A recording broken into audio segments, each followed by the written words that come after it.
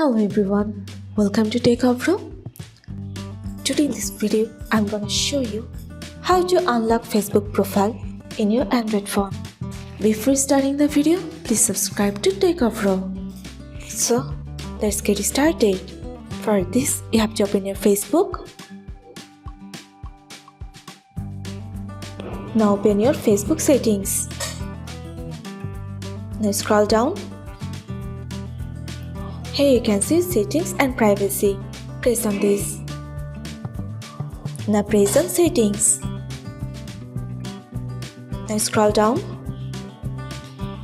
Here you can see profile locking. Press on this. Now you can see here unlock option.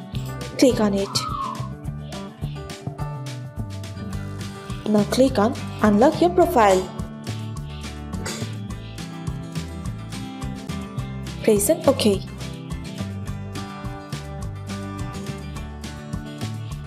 So this is how to unlock Facebook profile in your Android phone. So guys, that's it.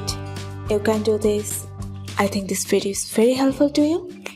If it was, then give a thumbs up and hit the subscribe button. And thanks for watching.